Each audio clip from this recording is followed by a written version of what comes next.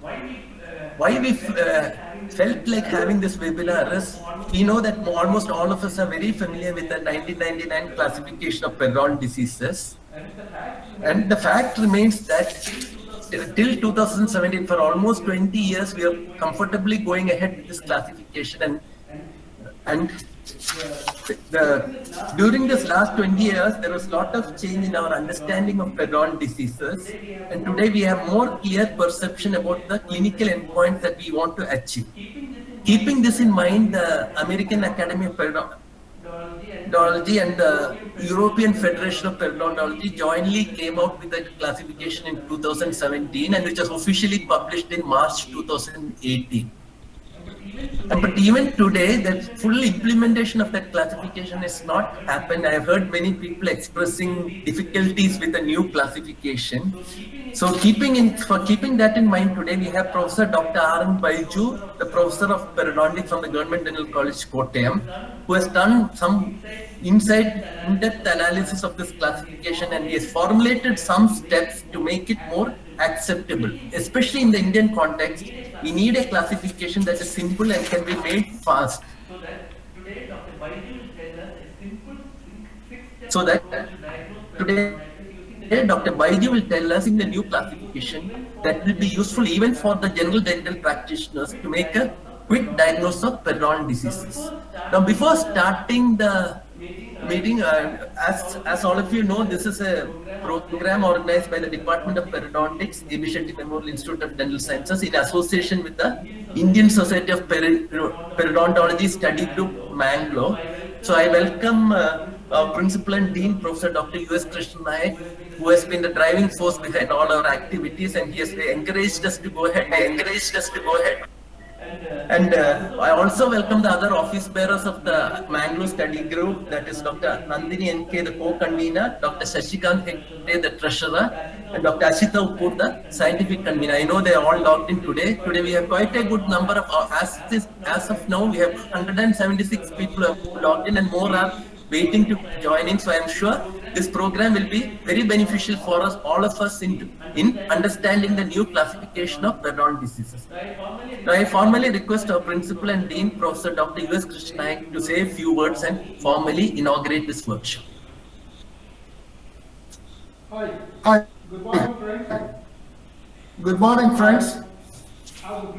I have the privilege of welcoming each one of you to this webinar being organized by the Department of Periodontics of our institution, headed by Professor Dr. Baiju, the past president of the IPS, and along with the Dakshina Kannada study group of the Indian Society of Periodontology. Today's topic, as Baiju has emphasized, is on new classifications of periodontal diseases, 6 simple steps for diagnosis of periodontitis, and he has just stressed the need for this newer classification.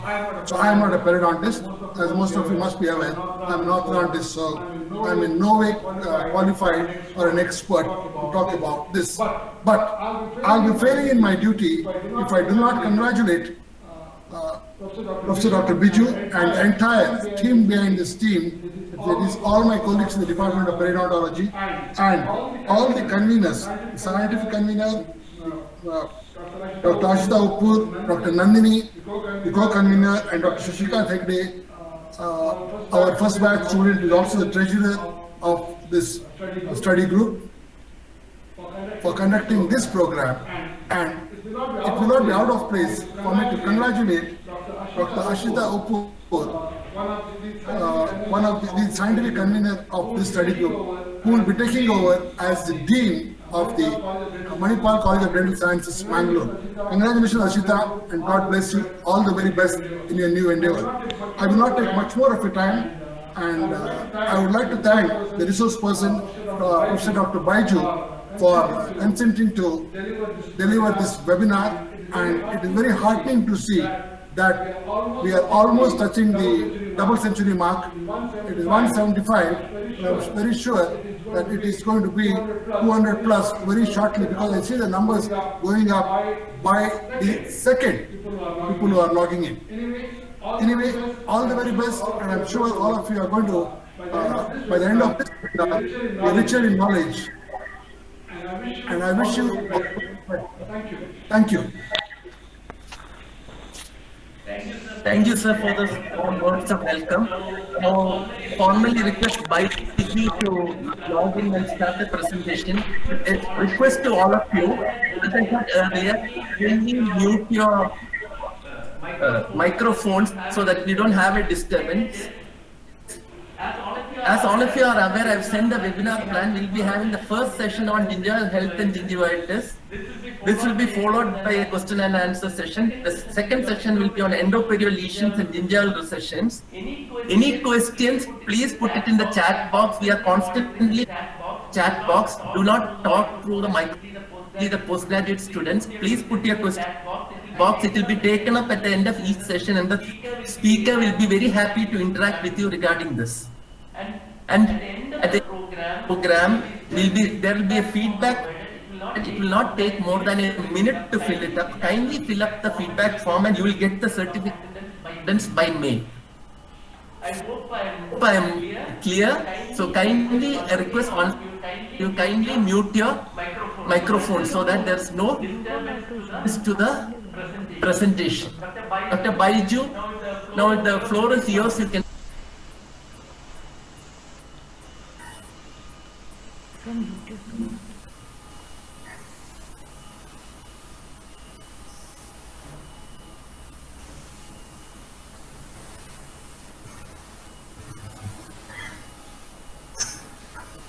Hello, good morning everyone.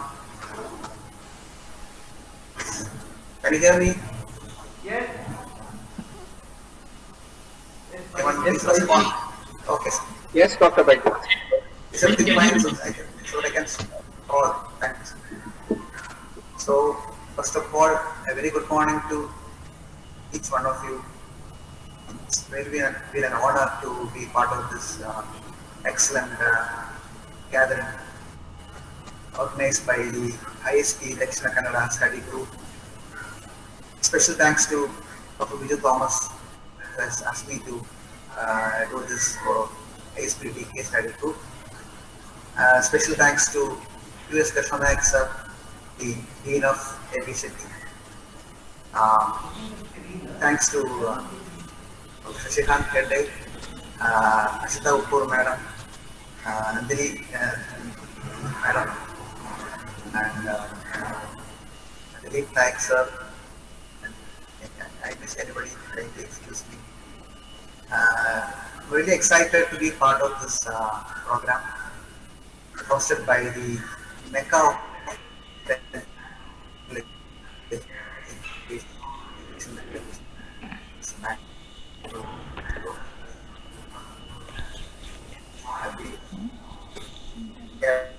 realize a very strong connection with classification. So to talk about the new classification, actually the new classification was formulated by a joint committee of AAP and AFP in 2017. It's almost 3 years now. And any classification to be popular and to be user friendly, it has to be. That was earlier, sir. You've added those people. The new classification, which was formulated by AAP, AFP, was based on strong existing evidence. But when you look at it, in the first place, it appears very complex. So, in this webinar, our aim is to demystify the complexity in the classification and make it simple. Try to break it down to 6 simple steps so that each one of you, even a general dentist, a periodontist, a dental student, a PhD student, can make the diagnosis if they have done the investigations, they have the investigations in their hand, they have the radiograph, the chart, they have done the clinical examination properly. They can quickly make a diagnosis based on the new classification in less than a minute. So that is the basic idea of this webinar. Originally, it was planned to be conducted as a workshop in ABCT, but due to the prevailing situation, we can't help. So this is the only way possible, and there are, of course, there will be some limitations as this is discussed in an online-only platform. So we're trying to add a question and answer session towards the end of the session 1. Only time permits, we'll go to session 2. Now, what is the need for a new classification? We all know that classifications are basically for communication between colleagues, communication with patients, communicate with insurance providers. So we have to tell the patients that this is your state of the disease, this is your suffering from. We take extra care. For that, we need a classification. It is important for medical legal purposes. These days, the medical legal cases are on the rise, especially in the West, regarding periodontal disease. One of the reasons for litigation, one of the main reasons for litigation is failure to diagnose periodontal disease. And classification is important in an academic and educational perspective, and also for research activities. It's an international language, so we cannot, resist from incorporating it in our routine practice. And what was the need for an updation or a new classification? As Vidyathana sir has rightly pointed out, the classification which we are using right now, we are very comfortable with it. It was initially also for that also, we were not very comfortable with it. It took some time for us to adjust it. That is the thing with the new classification also. But it is 20 years old, or the existing classification is 20 years old. A lot of changes have happened, a lot of developments have happened in periodontiology, especially in the understanding regarding the pathogenesis of the disease. And when you look at the old classification, it will be, cruel if you say that it is not a good one. We know that it was a very good one, but there was some overlap between the disease categories. We all experienced it. Even the experienced clinician would have at some point in time felt that this disease is chronic aggressive. Some others would have felt that this is chronic severe. So there is some overlap between generalized aggressive and chronic severe cases. So that lead to some kind of a diagnostic imprecision, and there were difficulties in the implementation regarding the classification. That is the reason behind this AAP and EFP, the two pioneering bodies of our specialty. They sat together in 2017 in USA, Chicago, and there were representatives from all the continents. In that matter, it was truly a world workshop. We had participation from Asia, Murakami from Japan participation from Australia, Mark Barthold was there, and of course there were luminaries from JCP, from the European Federation of Periodontiology and the American Academy of Periodontiology. And the new classification is based upon thorough systematic reviews, based on 19 commissioned systematic reviews. And there were 4 working groups, and each one working group came out with a consensus proposal. And this, if you put the entire classification in one window, it looks like this. So as you can see, there are 4 boxes or tables. There are 3 boxes above. First box is periodontal health, gingivitis and condition. Second box is periodontitis. Third box, other conditions affecting the periodontium. And finally, the peri-implant disease. Each category or each box represents one consensus group and one consensus report. Now, what has changed from 1999 to 2007? Foremost thing is that they have introduced the category of gingival and periodontal health. So we are defining gingival and periodontal health for the first time. So it might sound surprising. Without distinguishing or without clearly defining health, we cannot define disease.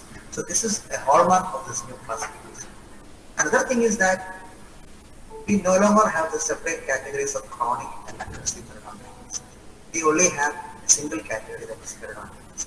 This is because there is the lack of biological evidence to say that chronic and aggressive are 2 separate diseases.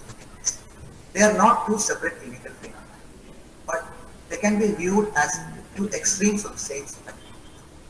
There is some difference in severity, and nothing more than that, according to the current evidence. And what they have done is, since they have included only a broad category as periodontitis, they have included the staging and grading system to describe more about the disease, the current situation of the disease in the patient's present state, to specifically describe the individual characteristics what the patient is having, so that you can proceed with individualized medicine or personalized periodontitis. periodontics. So personalized periodontics is the future of periodontics, in which therapy will be targeted to that individual patient, to that individual site. So staging and grading will go a long way in to that. Then there is also changes in the necrotizing periodontal diseases category, endoperiodontal lesions, periodontal lapses, and gingival recession. And finally, they have included the peri-implant diseases and conditions because there is an increase in the number of implants being placed. It is the industry is growing by 40% every year. As more and more implants are placed, there will be more possibility of peri-implant disease, and we are the one to diagnose and treat peri-implant diseases. So it is appropriate to include section of peri-implant diseases and conditions. If you try to see the regular plan as Professor has explained, this is how we are planned. Session 1 we will discuss about periodontal health because that is a new thing. And then we'll go on to discuss in detail about the periodontitis classification, how to make a diagnosis, how to write a diagnosis statement, all within a less than 1 minute chance. And this will be followed by a question and answer session where you can put your doubts, or you can, if you need any clarification, any more explanation, or if you want to add something to this, you can you do in this Q&A session, and that will be followed if time permits. We'll go to the second session and we'll have a very, very short discussion on endoperiodontal lesions and gingival recession. And we'll have a Q&A session specifically dedicated to the second session after the second session. And if you try to, take these individual diseases out of these boxes and arrange it in an order, it will fall in this like this. There will be 10 conditions. There will be 10 different conditions of periodontal disease. Of course, I have eliminated peri-implant diseases from the category just to say that these are the 10 different conditions that the new classification includes. And there is a difference between classification and diagnosis. Even though classification informs diagnosis, the diagnosis is much more than classification, because diagnosis also includes the present status of the individual. When you see that I have deliberately given 2 colors to the 10 items, there are few things in blue and there are few things in black. So ideally, to diagnose any patient, any given patient in the clinical scenario, you might have to pick anyone in the blue and plus add anyone in the black to complete the diagnosis. What I meant is, if your patient is having periodontitis, generalized severe periodontitis is the patient's primary diagnosis. The patient will also be having a periodontal abscess in relation to an upper incisor, say 1, 2. Same time, the patient may be having endoperiodontal lesion in relation to a lower molar. So, periodontal abscess and endoperiodontal lesions are different classes of diseases according to the classification. So, they have to be written as separate, even though periodontitis is their main condition. So, all the categories in the blue will be, you can pick any one from that, and also you can pick any other from the other. Now, first, to begin with, we will discuss about periodontal health, or gingival diseases and conditions. And this is a blue. Yes. Yes. Any problem? Any issues? Can I proceed? Yes, sir. Yes, Marijo, please proceed. Okay, there are certain noises coming in this. Kindly mute your microphones, all of you, please. Okay, this is the first category that we are going to discuss. The new thing in the new classification, periodontal health, gingival diseases and conditions. And this is a working group that brought out the consensus report. It was chaired by Ian Chappell and assisted by Brian Mealy, and John Van Dyke was the secretary of the group. And they have come out with an excellent consensus report based classification of periodontal health, gingival diseases and conditions. And what is new is that their section of periodontal health and gingival health is new. And in that, there are 2 categories: clinical gingival health on an intact periodontium and clinical gingival health on a reduced periodontium. Now, when we look at the way the disease progress. Connection, so ಬೇರೆ connection ಬೇಕಿಲ್ಲ. అప్పుడు వస్తుంది I think ఇందాక sound వచ్చింది correct మన college ఇది పడుతున్నామా Please mute all your phones. Please mute all your Please mute. audio devices. Request all the participants, please mute your microphone. Off stock is coming. Please mute. Please mute your microphone.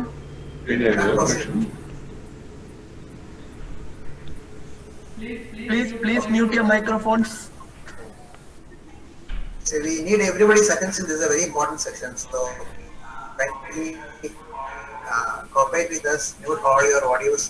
So when we see the progression from clinical health to periodontitis, this is a beautiful representation, pathogenesis model put forward by Ian Chappell in 2015.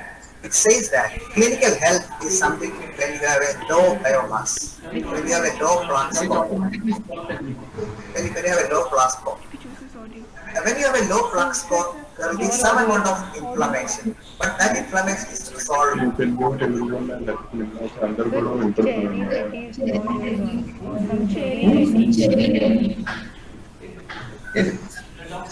Dr. Cherry Reddy, your audio is on. Kindly mute your microphone, please. Dr. Cherry Reddy, please mute your microphone.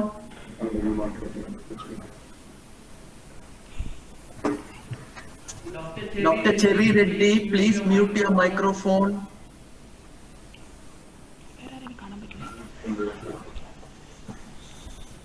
Sound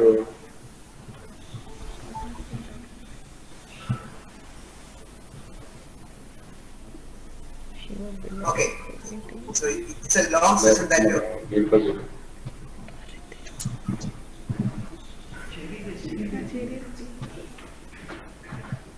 See, Dr. Cherry Reddy, please mute your microphone. Dr. Cherry Reddy, please mute your microphone.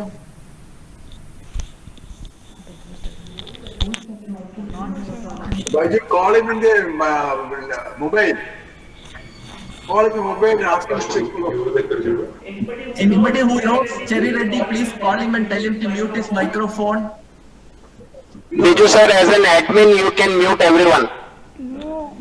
No, that option is not there, Balaji here.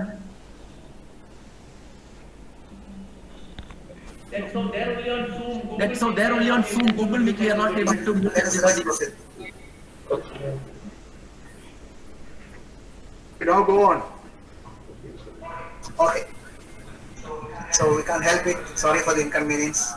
It's a long session that we have planned for today. So we'll begin. So when we consider the progression from clinical health to periodontitis, this is a beautiful pathogenesis model proposed by Chappell and colleagues in 2015. This is the most appropriate and most convincing model ever. It recognizes the clinical health as the presence of some biomass. There will be some plaque.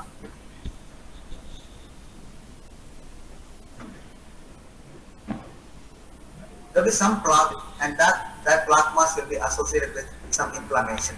But that inflammation is resolving because the plaque mass is low. There is a proportionate host response, and so that it is not allowed. The host response is not a disproportionate one; it is controlled one. So health needs that. So health is, in other words, is a state of symbiosis where the bacteria and the host coexist in a state of. And when there is some disturbance, or when the biomass builds up more and more, you have a non-resolving inflammation that sets in.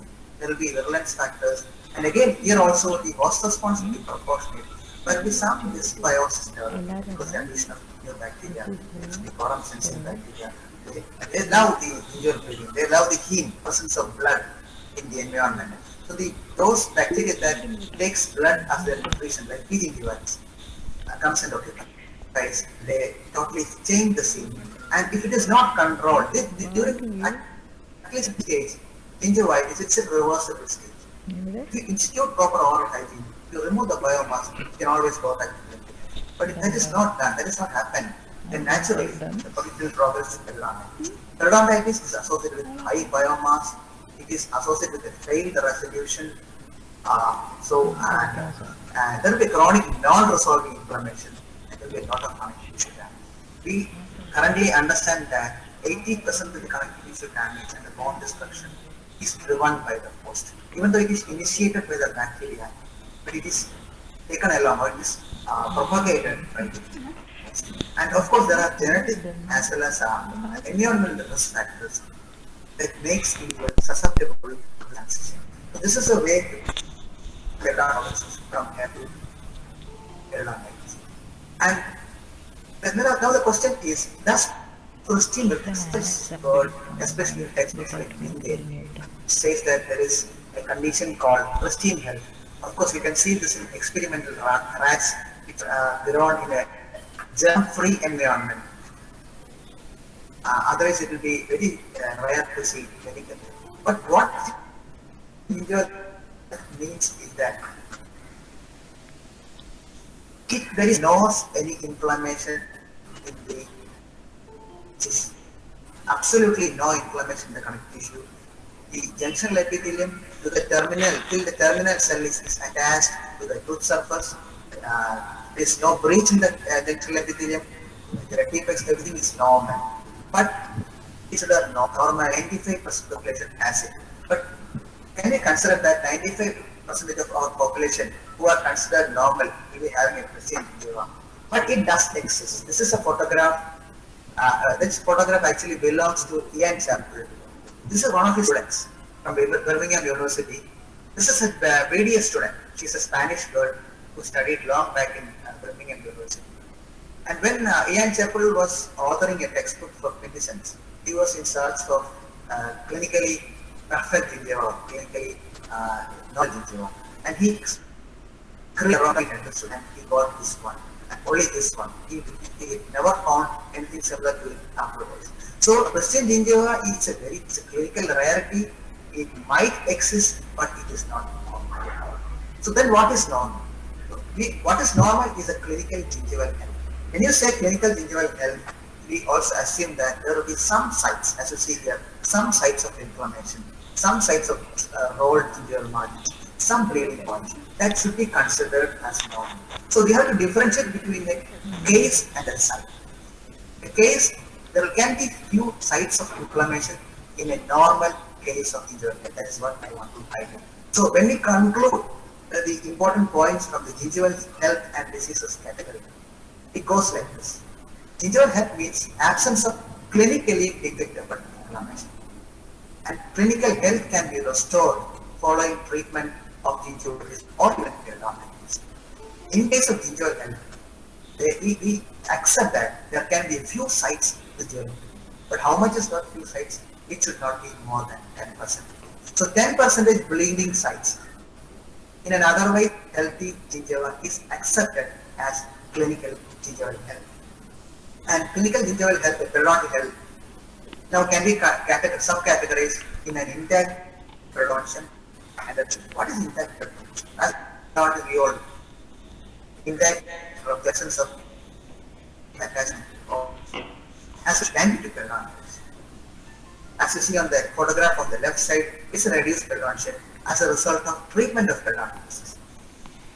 So there is attachment loss, bone loss, but there is no disease right now because the disease has been treated.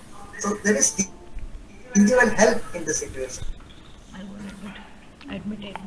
But there is some attachment loss as well as bone loss. Whereas on the right, on the left hand side, it is perfect health. There is no echo, there can lead to attachment loss or reduced periodontium, which are non-periodontal. So there can be non-periodontal reasons for attachment loss and bone loss. And the primary inclusion in this is buccal recession. Buccal recession, previously we always had doubts whether when the BDS students asked us, so there are a lot of recession in the labial side. And they'll diagnose it as periodontal. So we always had, it's very difficult for us to explain that it is not periodontal. Now the new classification very specifically states that if you have only buccal recession, that can be due to overmotion or overzealous pressure. Of course, there is attachment loss, there is bone loss. We cannot call it periodontitis because it is not induced by dental plaque. Absolutely, there is no plaque, as you see in the in the photograph. There is no plaque, there is no inflammation, there is no pocketing, but there is only some soft tissue and bone loss. That has caused not due to periodontitis but due to the mechanical forces part of the power suspension. There are other conditions of non-periodontal attachment loss, like when we get in case of a mesoangular impaction on the distal aspect of 7, there will be some attachment loss, there will be some bone loss, especially the mesoangular impacted 8 is touching upon the distal root of 7. And also, after crown lengthening surgery, we do crown lengthening surgery regularly in healthy patients. Our aim is to reduce some bone as well as some soft tissue, to expose the teeth so that we can provide a better restoration. In this situation also, there is some attachment loss, there is a reduced periodontium, but that is not due to periodontitis. So when you find help in such patients, which mentioned help in a reduced periodontium, bracket non-periodontitis. When you find gingivitis in such case, you have to diagnose it as gingivitis in a reduced periodontium, but due to some non-periodontitis reasons. Now, coming to the case definitions for periodontal health and gingivitis. First, we consider the intact periodontium. We all know, as we discussed in the previous slide, intact periodontium means no attachment loss and no bone loss. And the pockets, clinically, we consider up 3 millimeters as normal. So anything up to 3 millimeters pocket depth is considered as healthy or normal, assuming there are no pseudopods. And the gingivitis and health are demarcated only by the number of breathing sites in execution. All other things being normal or equal. What that differentiates health from gingivitis is breathing problem. So this is a very objective criteria to diagnose. We no longer have to depend upon color change or swelling or increase in GCF flow. The clinically identifiable objective parameter to diagnose, and if it is more than 10 sites, I repeat, number of sites is, we consider only the number of sites and not the number of teeth. So if the total number of sites exceeds 10% of what is present in the output, we can say that the patient is having. Similarly, in case of a reduced periodontium also, same is applicable. And there is another important conclusion with this is that we are trying to If they leave only, then you can diagnose add more. Yeah. periodontal stability of Exactly, periodontal they health won't be in a able to. successfully treated periodontitis. So what do you mean by a successfully treated periodontitis case? When a patient is successfully treated, we assume that we allow a maximum pocket depth of 4 mm. In a treated patients, up to 4 millimeters pockets are considered as normal, provided those 4 millimeter size are not monomer. So this is based on a lot of established evidence from longitudinal studies and randomized controlled trials, especially by Renstrom and the Minnesota group, where they have Which was? longitudinally followed patients One second. in the supportive periodontal case, and they have seen which are the sites that undergo future attachment loss or bone loss, which are the sites that are staying stable if you institute proper monitoring. So that they have shown that up to 4 millimeters, the sites are not bleeding, did not result in future attachment loss. Observed for many years to 14 years, 15 years. So that is a new normal as far as periodontal health is considered in a treated periodontal. So we take it as up to 4 millimeters, provided those 4 millimeter sites are not being considered. But when the 4 millimeter sites, the next thing is that bleeding or clogging. The total bleeding or clogging sites is less than 10%. Even in a healthy, even in a successfully treated periodontitis, we call it as a stable condition. But when the bleeding sites are more than 10% in a successfully treated periodontitis, we call it a. We will be discussing it later also, so don't get confused with it. Now, we need to do this calculation in a very fast manner because we are doing it child side for the patients. So how much is a 10% bleeding sites? For one tooth, what we are taught is we have to take 6 sites of clogging pocket ulcers. And bleeding or clogging is assessed along with clogging pocket ulcers. That should be the way it should be doing. We should do the pocket charting, and while doing the pocket charting, we get bleeding site measured. So 10% of one tooth will be 0.6. If we take one contract, there will be 48 sites, provide all the numbers. There will be 48 such sites, and 5 sites per quadrant will qualify for diagnosis. We take a full norm, the patient 28D, there will be 192 sites, total sites, and 10% of the site means 20 sites per patient. So you can say that in a patient with a full complement of condition, excluding the third molars, if you have 21 sites of bleeding, you have to say that the patient is having gingivitis because it is more than 10% of bleeding sites. But the patient is having only 18 sites in that patient which are bleeding, then you can say that the patient is not having gingivitis, the patient is having a clinical gingivitis. And similar to the old classification, anything up to 30%, more than 10%, up to 30% is considered as localized gingivitis, and more than 30% is considered as generalized. So that sums up the gingival health session, and we will be again revisiting those sessions towards the end. Now we will proceed with the periodontitis diagnosis and classification. It will be discussed under the following heading. First, we have to define the case.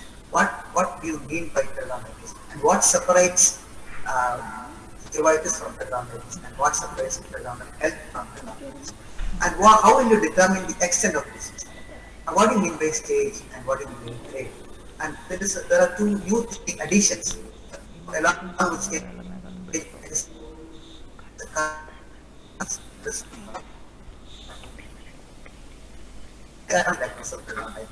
And then we come to the important aspect that is how to make the diagnosis clear, and will be supported by a lot of clinical examples and show you photographs, probing pockets and radiographs, and we try to diagnose those cases, all variety of cases. We try to diagnose those cases based on the guidelines.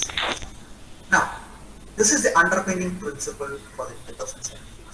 That means patient with periodontitis, when oral hygiene is not instituted properly and biomarkers builds up, patient develops gingivitis, and when treatment is instituted, when the biomass is removed, when the biofilm is disrupted, oral hygiene practices are resumed, patient can go back to periodontitis. This is a reversible situation.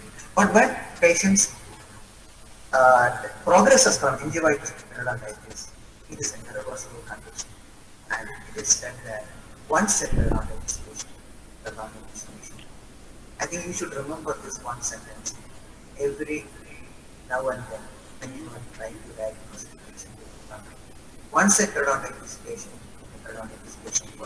we cannot go back to gingivitis or health once a diagnosis of periodontitis is established, even though his current situation is that of health. We will discuss that later.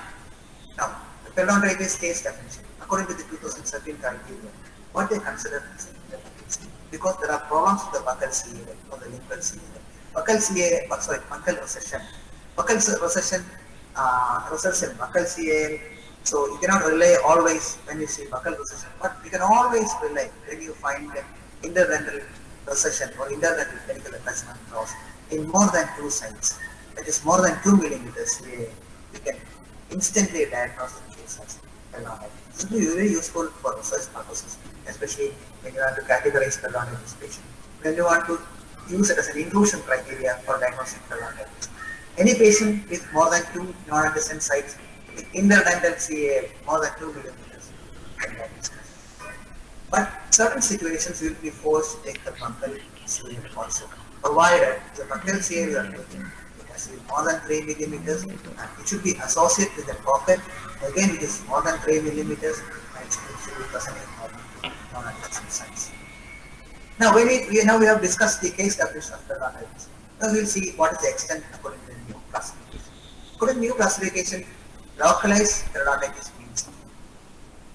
Here, you should note that it is not the size. So for diagnosing gingivitis, we have included percentage of bleeding sites. Usually we take 6 sites per. But for diagnosing periodontitis, we take a little more broader approach. We consider involvement of teeth. Suppose there is only bone loss on mesial aspect of upper central incision. All other aspects are there is no bone loss. We still consider a tooth as a whole. So that is an important feature of this. And localized means less than 30% of teeth generalized means more than 30%. Even though in the new classification, the aggressive periodontitis category is avoided into the reasons of evidence, because there is no clinical phenotype as aggressive periodontitis. There is no biological explanation for diagnosing cases as aggressive. But they do recognize that there is a condition called molar incision. Because I have seen there are patients, young patients, who develop periodontal disease only in the molar incision. I Such try patients to make are still myself considered admin so that as I a can separate access it.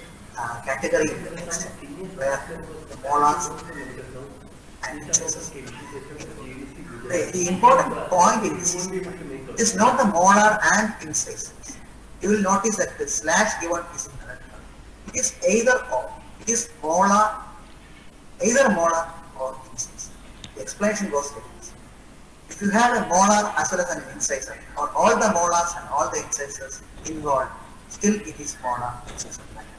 If it is only one molar involved, or only the molars involved, and no incisors involved, still it is a molar incisor. Acha. But if only the incisors alone are involved, it is not molar incisor. I think it is very clear, and if you have any doubts, we can discuss once again in the line section.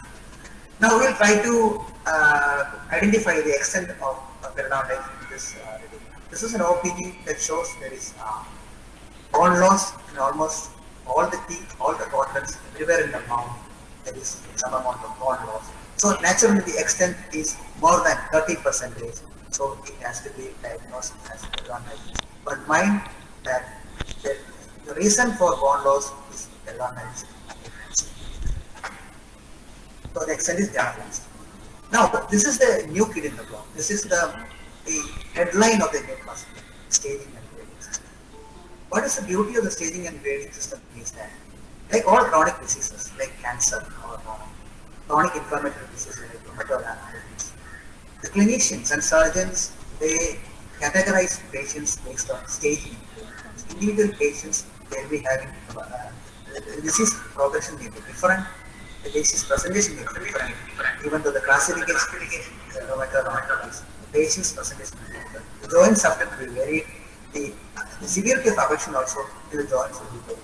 Similarly, in periodontitis also, even though they classify it as periodontitis, because we only have one criteria that is periodontitis. So further we have to specify the individual characteristics of the disease in a given patient. We have to do this. And in the staging and grading, we are considering two criteria. The first criteria is proposed by the original World Workshop, combined jointly organized by EFP, and they have given criteria, and the British Society of Periodontics, they are a subsidiary of the EFP. They have, after the implementation, they have simplified this staging and grading criteria, and they have put forward a very simplified version of staging and grading criteria. This is discussing a lot of the EFP also. Now, the staging and grading means this staging denotes severity of the disease and presentation. And we all know that when the disease is severe, it is very complex in management. So when the severity is increasing, the complexity in management also increases. Staging can be divided into four. Stage 1, early or mild disease. Stage 2, moderate disease. Stage 3, severe disease. And stage 4 is a very severe disease. Similarly, grading means it is an information on the rate of growth. It also tells us about the future risk of growth. So in other words, staging describes the severity of the disease that is present in the patient. Grading denotes the susceptibility of the patient for future disease progression. All these parameters are very, very important for treatment plan as well as follow-up. Now let us see the staging criteria given by AAP. I know this slide is little text heavy, a lot of information, and there is no other way to explain this. So we'll try to see what are the criteria that they have used to stage the canonics.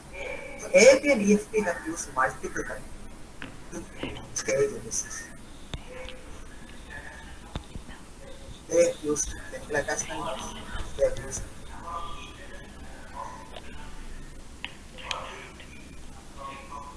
percentage of bone loss. They have used number of teeth that have lost due to periodontitis. So when you have too many criteria, it becomes complex. But let us see this, because the postgraduate students should be knowing this. They are asked in the examination, Viva on theory, they should be knowing this, what it constitutes. So you will take one by one. The first criteria is CA. If you take intermittent CA, stage 1 means early disease or mild disease. Then you have 1 to 2 millimeters of attachment. The radiographic bone loss will be the coronal third. That is less than 15%. This is the initial phase of periodontitis or mild periodontitis. It is very difficult to identify such cases because there is only beginning bone loss. And naturally there will be no loss, tooth loss due to periodontitis. And maximum probing pocket is when it comes to the second stage or moderate disease, there is more attachment, 3 to 4 millimeters of interdentine CA. The bone loss has progressed to involve the entire coronal 1/3 of the root. So if we take the root length as 100%, we know there are 3 thirds: coronal third, middle third, and apical. So each third will contribute to 33%. 33% coronal plus 33% middle plus 33% apical constitute, say that there is 33% bone loss. When the entire coronal third of the root is denuded of bone, treated predominantly. Here also there is no tooth loss and the maximum teeth is 5. Stage 3, the CAL is more than 45. This is CAL. If you remember our old classification, 1999 classification, when the CAL is more than 5 millimeters, we consider it as CAL. Same here also. Stage 3 or severe when the CAL is not 5 millimeters. And the bone loss then would have extended to the middle third of the root and maybe beyond that. And there will be some amount of tooth loss up to maximum 40. There will be additionally some complexity factors, particularly on effect class 2 or class 3 population developments along the percentage. And class 4 is stage 4. So stage 4 is again clearly same, more than 5 millimeters. But the bone loss has progressed involving apex of the root. So naturally there will be more tooth loss since the bone loss has reached to the apex. And there are a lot of complexity factors. So this really complex this is because we are considering too many criteria. But this is why people are hesitant to apply the criteria. So what the BSP has done is that after the new classification is published in a separate special issue in JCP, they sat together in 2018 and formulated the guidance for the they very early understood that this is very complicated. People do not be applying. Unless the classification is applied on a regular basis, routinely in practice, especially in general dental practice, many patients do not be diagnosed as well. It's very important for us to make it very simple so that everybody can use it, share side, so that more and more patients are diagnosed with periodontal disease and more patients are referred to periodontitis.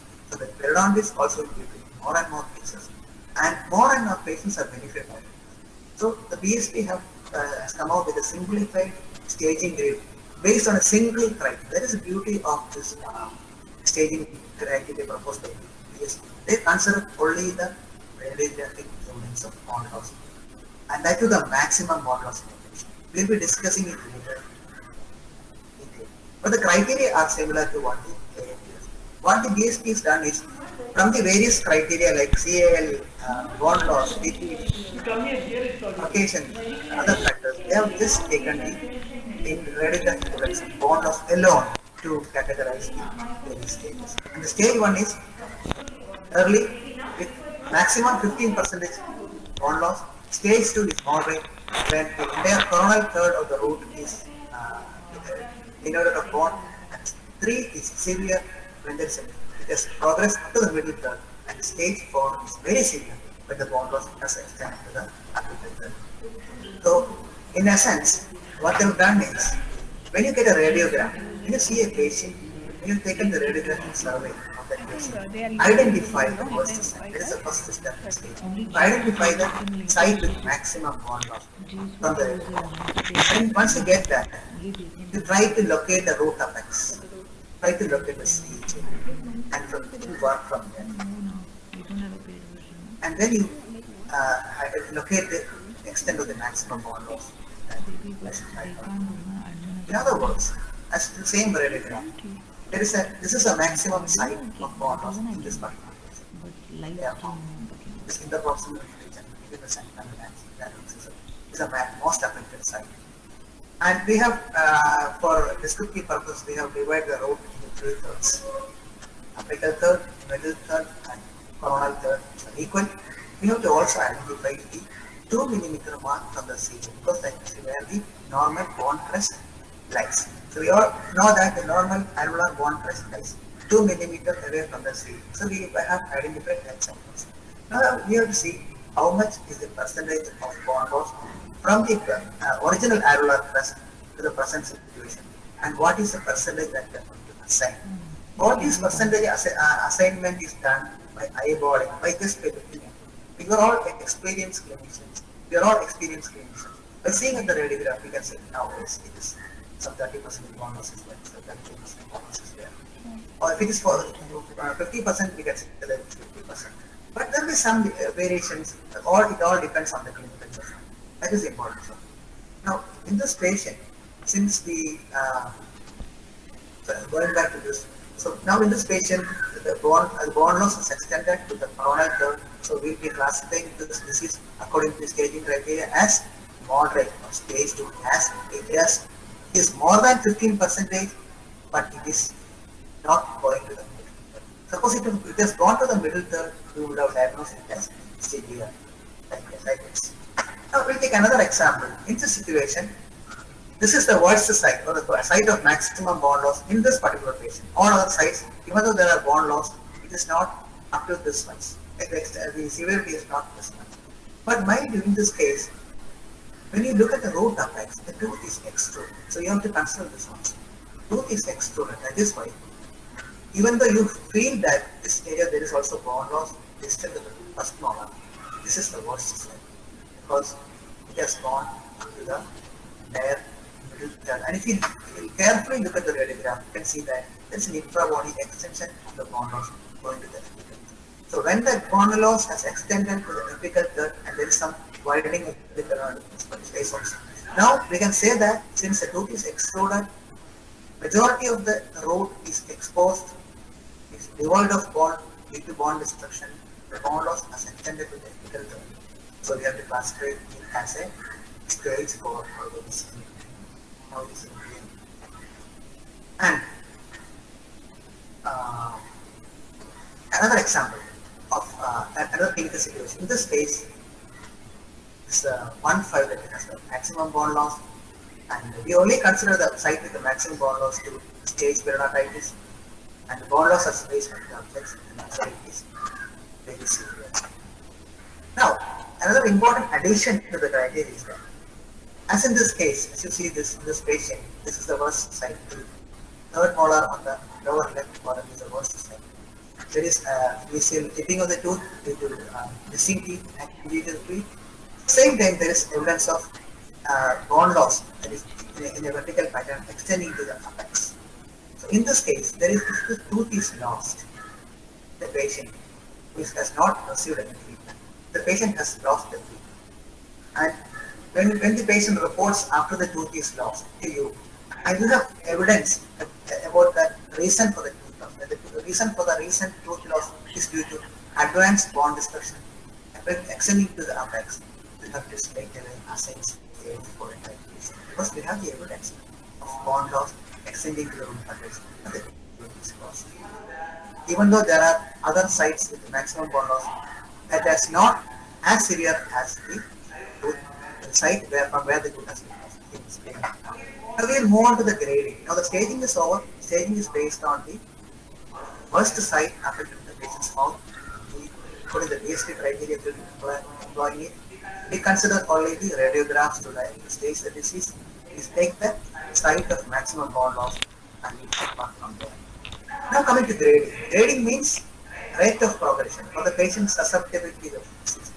First, again, we'll take up the AAP, TAP. Again, there are multiple kinds. We need longitudinal patients. In India, we cannot say that your patient should be doing it the last 5 years. It is not. So, one of the criteria for AAP, EFP grading system is that we should be looking at the longitudinal data of the patients. Previous 5 years records.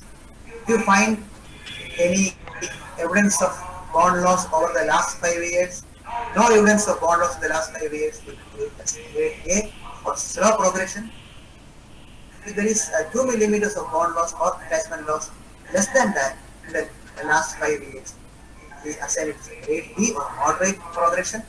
And if it is more than 2 millimeters of attachment loss or bone loss in the last 5 years, assign it as rapid progression or fast progression. The second criteria they have adopted is percentage bone loss divided by the patient's age. Those who are familiar with the risk assessment algorithms, there are plenty of risk assessment algorithms available in this software platforms like PRA or the risk assessment tool given by Lang and Tonelli in 2003. One of the criteria in the PRA system is the percentage bone loss. So that it is not a new thing. We have been doing this. Even we see a patient's radiogram. We just look at it and say that, oh, this much of percentage of bone loss is lost, and the patient is already conditioned. So this is minor progress in the rapid manner. And they have given some numerical numbers, the AAP, to categorize various grades. With the percentage bone loss divided by the age, number is less than 0.25, categorized in as grade. If it is between 0.25 and 1, assign it as moderate progression. If it is more than 1, we assign it as grade C, rapid progression. And they have included another criteria like case phenotype. There are heavy biofilm deposits, lower levels of destruction. The previous criteria we say it as normal because there are a lot of deposits, but the destruction is not that much, so we consider it as slow progression. If the destruction is commensurate with the local factors, we consider it as moderate. If there is very scanty plaque, very few deposits, the destruction is too much. Yes. But of course, it is complicated because.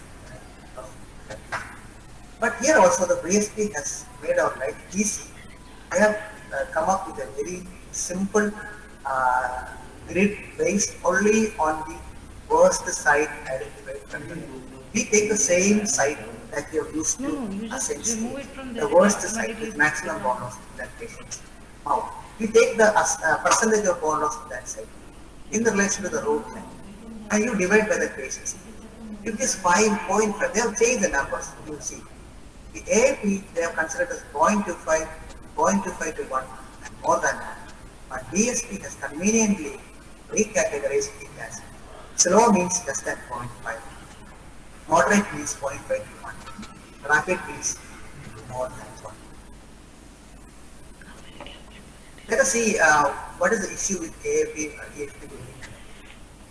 Suppose if you have a patient, 60-year-old patient, who has 15% bone loss.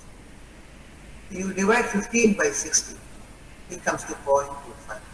So according to the AAP, EFP original criteria, anything that is less than 0.25 is A. If it is 0.25, it is not A, it is B. It is not slow, but it is moderate.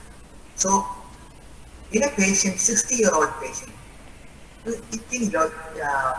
is it sensible to say that in a 60-year-old patient, 15% bone loss is moderate progression? But consider the BSP criteria. Up to 0.5, they assign this.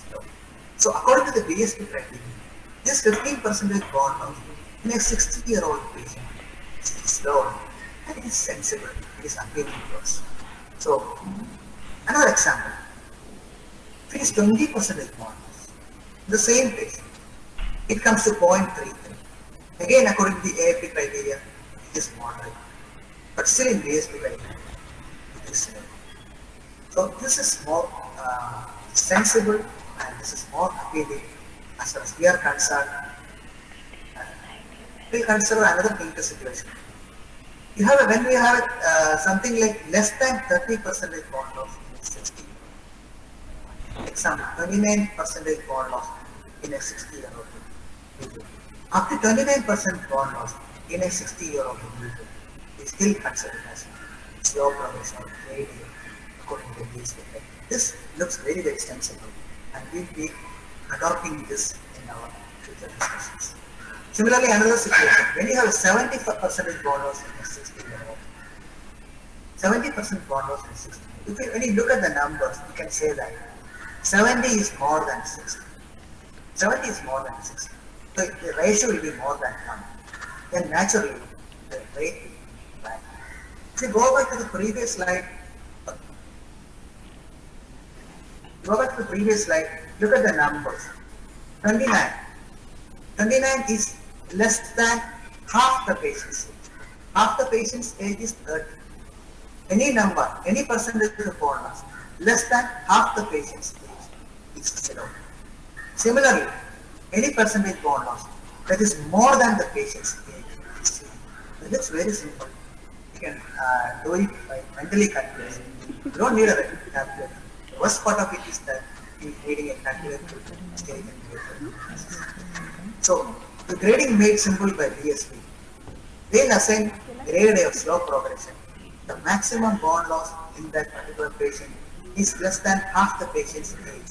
Straight away assign the grade as A. Suppose my age is 40. If I have in my mouth, I have the maximum bone loss 20. When I eyeball the numbers, I found that it is less than half my age. So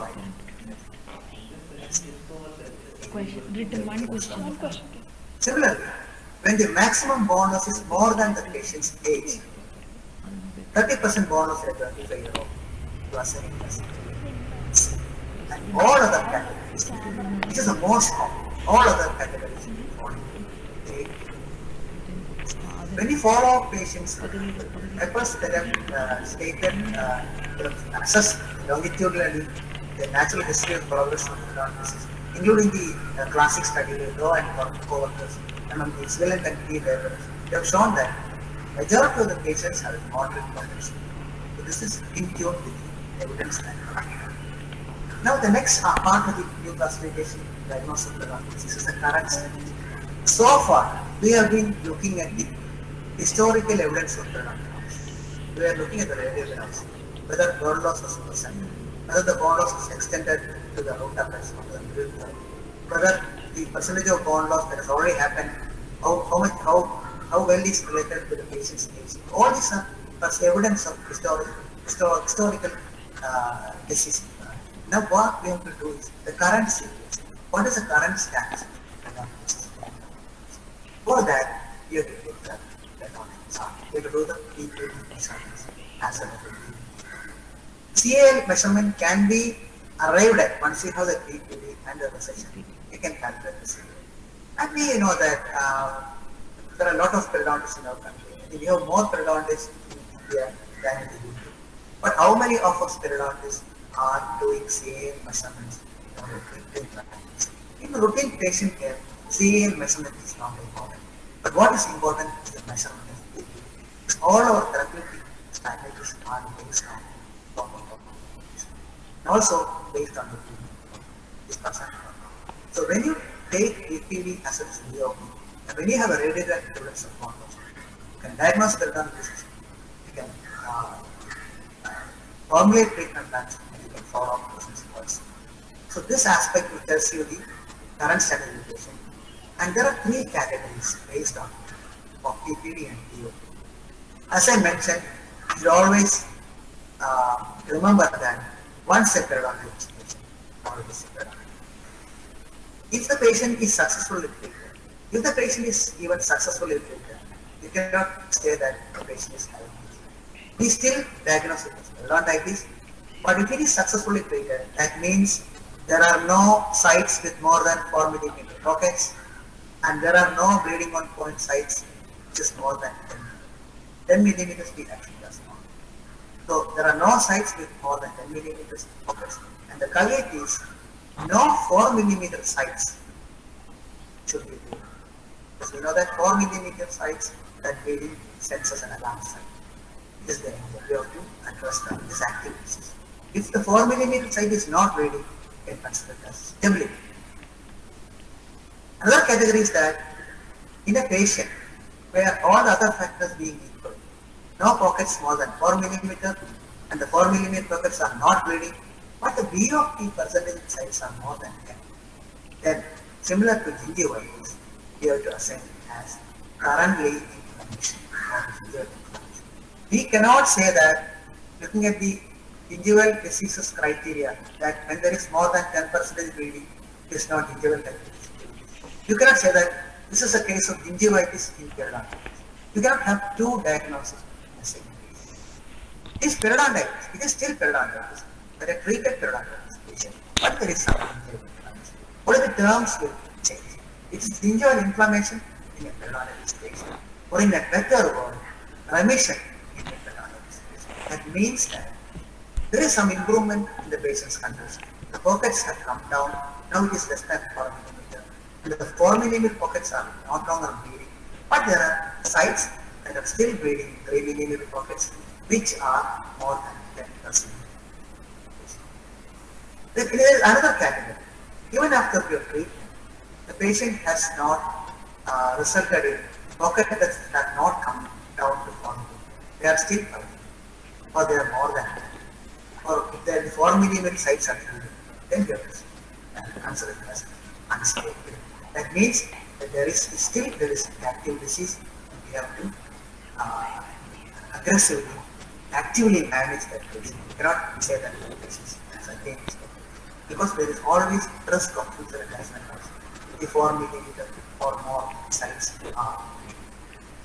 Now, the recent research evidence suggests that any 4 millimeter pocket is considered as a closed, and this is a new endpoint.